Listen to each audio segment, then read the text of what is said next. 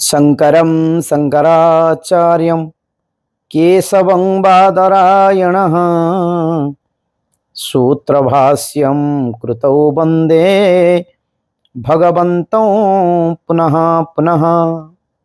जय जगन्नाथ भक्त बंधु। आज होचंती पवित्र वैशाख मास शुक्ल पक्ष पंचमी तिथि। जो तिथिटी प्रत्येक सनातनी धर्मावलंबी मानक पाई गोटे महत्वपूर्ण दिवस। एथिपाई महत्वपूर्ण दिवस कारण सनातन धर्मर पुनरुद्धारक अद्वैत वेदांतर प्रचंड मार्तंड आदिगुरु शंकराचार्यंकर आज होचे आविर्भाव दिवस, जहाकू पवित्र श्री शंकराचार्य जयंती भावरे सारा भारत वर्ष रे आमे समस्ते जानुचंती। तेणु सेही पवित्र आदि शंकराचार्य जयंती अवसर रे भगवान शंकरंकर जे चलवान विग्रह, भगवान शंकरंकर जे अवतार बोली मध्य कहिले अत्युक्ति हेब नाही, सेही सार्वभौम धर्मगुरु पूज्यपा शंकराचार्य भगवान के चरण रे अनंत कोटि प्रणाम जनाऊँची ए पवित्र अवसर रे। बंधुगण, आज आमे समस्ते निजकू सनातनी हिंदू बोली जदि परिचय दे पारुचे, ये परिचय जदि आज आम समस्तक पाखरे जीवंत अच्छी प्रत्यक्ष अच्छी, ताहाले यार सबु प्रकार श्रेय भगवत पाद आदि शंकराचार्य पाखक जीव। आज को 2532 वर्ष पूर्वे भारत वर्षर केरल प्रदेशर कालाड़ी ग्राम रे गोटे ब्राह्मण शासन रे पिता शिवदत्त माँ आर्यांबांक कोଳରେ भगवान सदाशिवंकर अमोघ कृपारु भगवान आदि शंकराचार्य आजिर ए वैशाख शुक्ल पंचमी तिथि रे धराधाम को आसीथिले बा जन्म होइथिले, आविर्भाव होइथिले बोली आमे कहि परिबा। तुलसी दुई पत्ररु बासिला भली सते जेमिति भगवान शंकराचार्यंकर जन्म सनातन धर्मर पुनरुद्धार पई होइथिला। तंकर गुरु गोविंद पादंक पाखरु दीक्षा ग्रहण एवं बाल्यकालरू पितृवियोग एवं मां पाखरु सन्यास हबार अनुमति नहीं जे बाहरी जाइथिले तांकर संपूर्ण आयु काल थिला 32 वर्ष। आपण माने विचार करंतु, जणे 32 वर्ष बयसर युवक तांकर जो जीवन अवधि थिला, ये गोटे सामान्य व्यक्ति एक कथा करि परिबो नाही गोटे एते कम समय अवधि भितरे। आपण माने विचार करंतु, 32 वर्ष बयस भितरे जे बाल्य काल रे समस्त वेद वेदांत उपनिषद ब्रह्मसूत्र को आत्मस्थ करिवा, ता उपरे भाष्य करिवा एवं सारा अखंड भारत वर्ष को, एथिपाई मु अखंड भारत वर्षर ना नौची कारण तत्कालीन अवस्था रे आम सांगरे निश्चित भाव रे नेपाल थिला, भूटान थिला एवं अफगानिस्तान थिला, पाकिस्तान थिला, बांग्लादेश थिला, ये समस्ते थिले। अखंड भारत वर्ष को पादरे सारा भारत वर्ष को भ्रमण करी जितेबेले देखिले बौद्ध मानंकर व्यभिचार दृष्टिकोण सनातन धर्म उपरे गोटे मलिनता आसीची,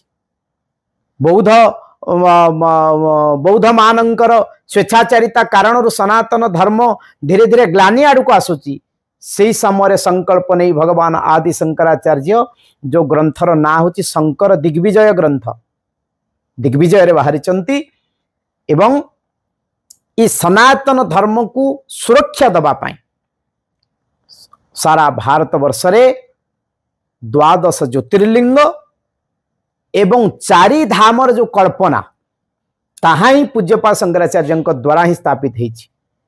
जेमिति पूर्व दिगरे भगवान श्री जगन्नाथंकर पवित्र क्षेत्र एवं पश्चिम रे द्वारिकाधीश, दक्षिण रे रामेश्वरम एवं उत्तर रे बद्रीनाथ।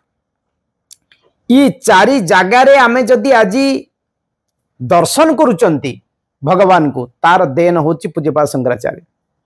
जेतेबेले बद्रीनाथ गले देखिले बद्रीनाथ रे भगवान बद्री विशाल नाहंती, नारायण नाहंती, नारद कुंडर तांको पकई दिया जायछि।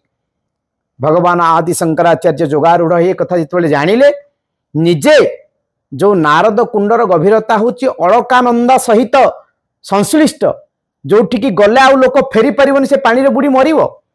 भगवान आदि शंकराचार्य ता भितरे प्रवेश कले, नारद कुंडरू भगवान नारायण को उद्धार करी पुनः प्रतिष्ठा कले। आपण चली जिबे आसी जिबे एपटे श्रीक्षेत्र पुरुषोत्तम क्षेत्र, मु तो कहिबी प्रत्येक ओडिया माने शंकराचार्य भगवान को पाखरे कृतज्ञ। बोध हुए भगवान शंकराचार्यंकर ओडिशा आगमन जदि होई न थांता, ताहले आमे महाप्रभु जगन्नाथं को नीलाचल धाम रे बड़ देउल रे रत्न सिंहासन रे दर्शन करि पारु न थांते। काहेकि ना मोगल मानंकर आक्रमण रु सुरक्षा दबा पाई तत्कालीन समय रे आजिर सुवर्णपुर सोनपुर, तत्कालीन समय ताको सुवर्णपुर कहा जाउतला, सोनपुर रो गोपाली गाँ रे पाताली श्रीक्षेत्र रे महाप्रभु जगन्नाथ चतुर्धा विग्रह को 144 वर्ष धरी पाताली करा जायथिला।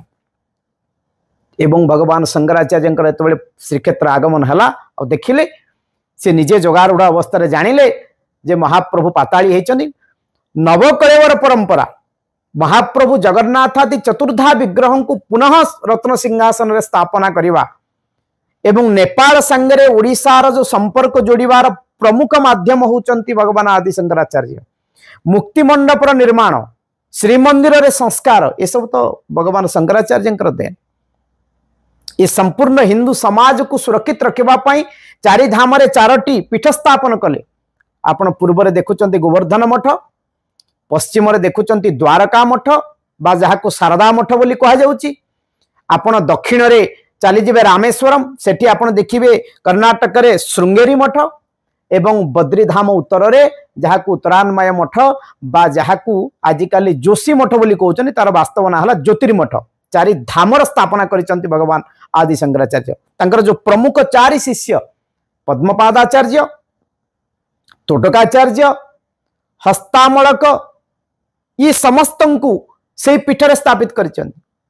एवं भगवान आदि शंकराचार्य देन है सारा भारत वर्ष को भौगोलिक दृष्टिकोण सबु क्षेत्र में सुरक्षा दवाई दशनामी सन्यासी परंपरा, अर्थात गिरी, पुरी, भारती, तीर्थ, सागर, पर्वत, अरण्य, ये सबू जो दशनामी सन्यासी परंपरा से ही आरंभ कर। गिरी अर्थ गिरी प्रदेश रे केमिति विधर्मी माने प्रवेश न करि परिबे, सागर नामा सन्यासी माने केमिति समुद्र तट जाइकि विधर्मी माने हम भारत को न आसी परिबे, बनर सुरक्षा केमिति हबो, पर्वतर सुरक्षा केमिति हबो, सेठी केमिति विधर्मी माने प्रवेश करिवे नाही, पूरी माने नगर रे केमिति प्रवेश करि परिबे नाही। अर्थात सबु प्रकार धार्मिक, सामाजिक, सांस्कृतिक, ऐतिहासिक ये सबु दृष्टिकोण रु आमर क्षेत्र केमिति सुरक्षित रही परिबो जे चिंता करुथले से होचंती भगवान आदि शंकराचार्य। तांको संपर्क रे कहले तो अनेक कथा कह जाई परिबो, किंतु एभली जणे जुगद्रष्टा, एभली जणे चलमान विग्रह आदि शंकराचार्य ए पुण्यभूमि भारत वर्ष रे आजिर पवित्र दिन रे धरावतरण करथिले। ए पवित्र स्मृति रे आमे तांको पाखरे निजको समर्पित करिबा। तांकर जो दिशा दर्शन थिला ताको आधार करी आम जीवन को निर्वाह कले वास्तव रे आजिर पवित्र जयंती सार्थक हबो। आउ केबे केबे भगवान आदि शंकराचार्यंकर कृति संपर्क रे आमे निश्चित भाव रे चर्चा करिबा। आजि पई बाणी को विराम दबा। जय जगन्नाथ।